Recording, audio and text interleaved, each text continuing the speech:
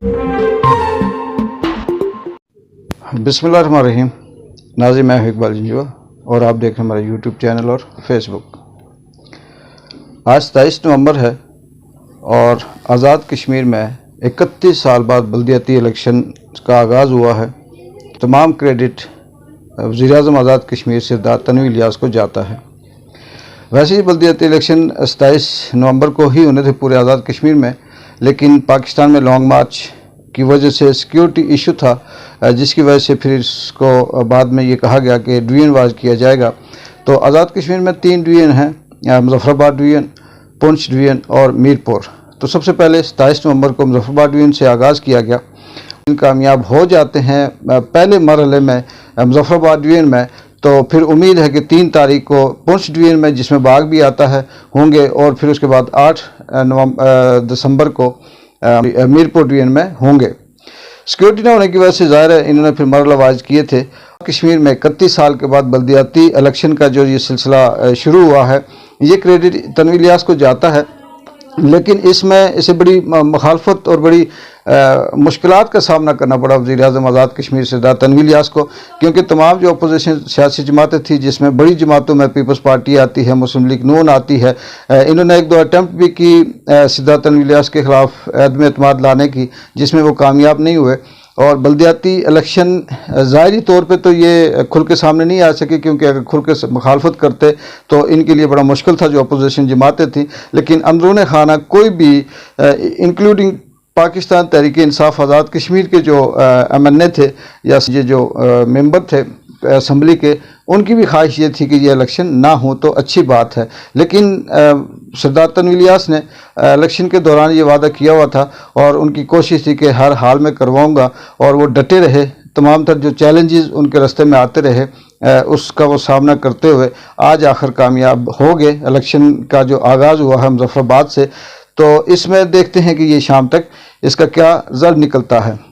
ये कहा जाए कि ये जो बल्दियाती इलेक्शन का सिलसिला है, तनवीर इलियास का बड़ा इक़दाम है, और ये आने वाले इलेक्शन जो जनरल इलेक्शन होंगे उसमें भी ये बड़े कारआमद साबित होंगे, क्योंकि सरदार तनवीर इलियास तने तनहा इस इलेक्शन के लिए, बल्दियाती इलेक्शन के लिए डटे रहे और फिर उन्होंने बड़े रिस्क लिए, बहुत सी मुखालफतों का सामना किया, और आखिर ये जो इक़्तिदार है या इख्तियार है, ये निचली सतह पर मुंतकिल करने के लिए अपनी कोशिश में कामयाब हुए। ये किस हद तक पूरा उतरते हैं, जब तक तीनों डिवीज़न में इलेक्शन नहीं हो पाते उस वक्त तक कुछ कहना मुश्किल होगा। लेकिन ये इनका बड़ा इक़दाम है, इसका असर इनकी सियासत में, इनकी मकबूलियत में पड़ेगा, और इनकी ये मकबूलियत आने वाले जनरल इलेक्शन में इनको काम आएगी।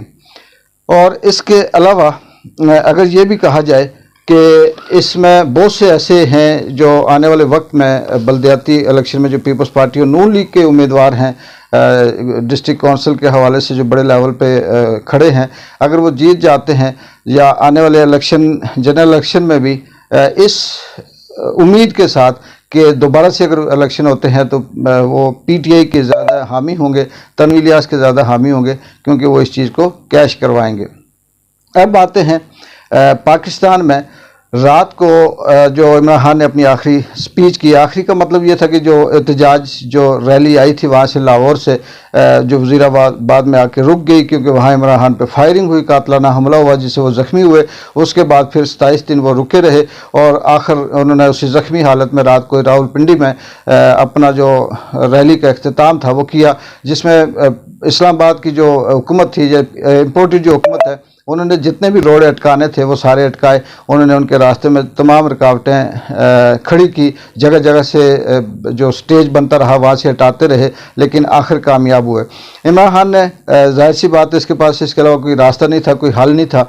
उन्होंने रात को ये कहा जी कि हम इस करप्ट निज़ाम का हिस्सा नहीं बन सकते, हम इस इम्पोर्टेड हुकूमत का हिस्सा नहीं बन सकते। बहुत इन्होंने जदोजहद की। 4 साल पहले इमरान खान जब हुकूमत में थे तो यही वो साजिश कुरैशी टोला था, यही वो लोग थे, यही वो माफिया था जो अंदरूने खाना अपने मुल्क के अंदर तो नहीं कुछ कर सके, लेकिन अमेरिका की मदद से, अमेरिका की साजिश शामिल करके इमरान खान को हुकूमत से हटाया।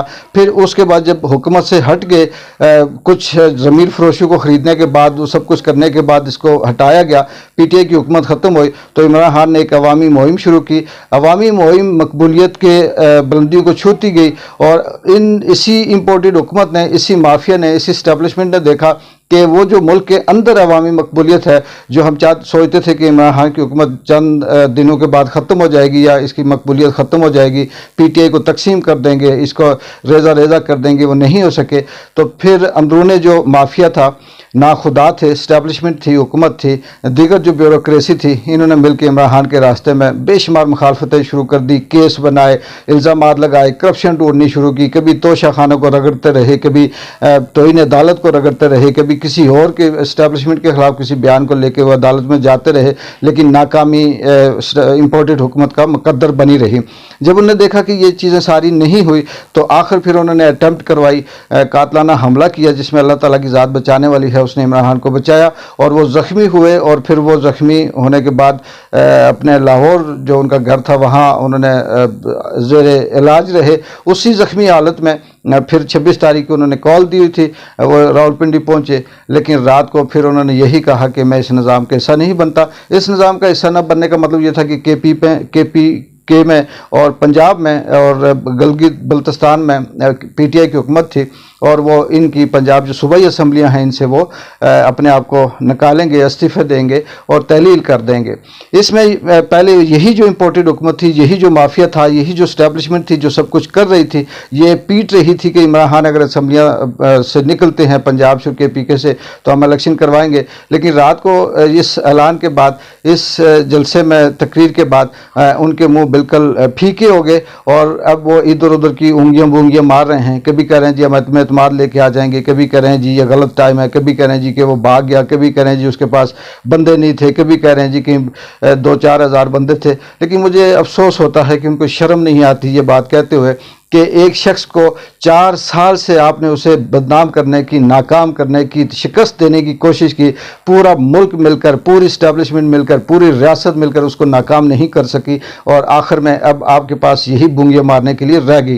पंजाब के पी के असम्बली तो ईजी है, उसमें तो अगर अदम एतमाद लाते भी हैं तो वो कोई इतना मुश्किल नहीं है, वो क्योंकि ऑलरेडी पीटीआई की बड़ी भारी अक्सरियत वहाँ पे मौजूद है, वो वहाँ से असम्बली तोड़ने में कामयाब हो जाएंगे।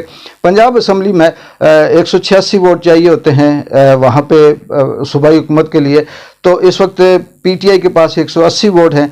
दूसरा जो जत्था है, जो पीडीएम का इम्पोर्टेड वहाँ पे जो इत्तेहाद है, जिसे आप कह सकते हैं कि सारे माफिया मिल के वो भी 180 बनते हैं। बीच में 10 सीटें बचती हैं काफ लीग की।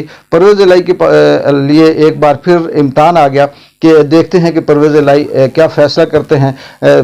आसिफ अली ज़रदारी भी ब्रीफ केस भर के वहाँ बैठे हुए हैं, इस्टेब्लिशमेंट भी अभी इनके पीछे है और साथ साथ बाकी भी जो हुकूमत है इम्पोर्टेड, ये भी परवेज़ इलाही के पैर गुठे करेंगे।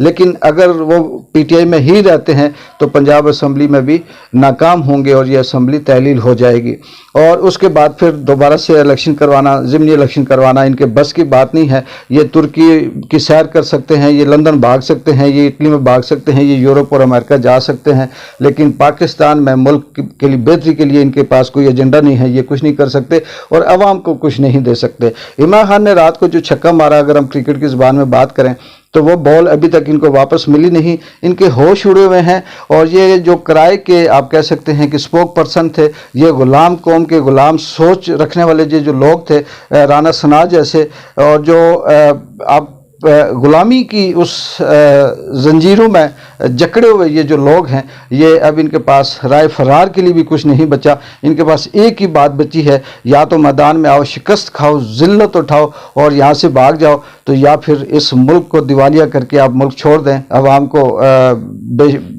हवाले कर दें इस मुल्क के, और इसके अलावा इनके पास कुछ नहीं है। मुझे उम्मीद है कि पाकिस्तान अब इंशाल्लाह बेहतरी की तरफ आएगा। इस्टेब्लिशमेंट अगर अपना किरदार अदा करती है तो ठीक है, लेकिन मुझे अफसोस होता है कि अदलिया भी इस वक्त तक वही पुराना रोल अदा कर रही है। कल जो तकरीरें हुई उसमें सुबह सुबह एक नया केस बना के आज़म स्वाति को फिर से गिरफ्तार किया गया। अभी तक वो सिलसिले जारी हैं, लेकिन कब तक ये जुल्म होता रहेगा, कब तक ये सारा कुछ चलता रहेगा। एक वक्त आएगा कि इस मुल्क में भी अमन होगा, इस मुल्क में भी बेहतरी होगी। शाम तक देखते हैं मुजफ्फराबाद में जो बल्दियाती इलेक्शन आज़ाद कश्मीर के पहले मरहले के हो रहे हैं, इनका क्या नतीजा निकलता है। नतीजे का मतलब कि किस हद तक पुरअमन होते हैं और उसके बाद पाकिस्तान के अंदर क्या तब्दीली आती है। और आए रोज़ एक नया सिलसिला शुरू होगा, क्योंकि इमरान खान ने इन सब के मुंह पे ऐसा तमाचा मारा है कि इन्हें समझ नहीं आती कि ये किसने मारा, कहाँ से मारा, कैसे मारा, किस तरह से लगा। ये इंशाल्लाह सारी अपडेट आपको देते रहेंगे। तब तक के लिए इजाज़त दें। अल्लाह हाफिज़।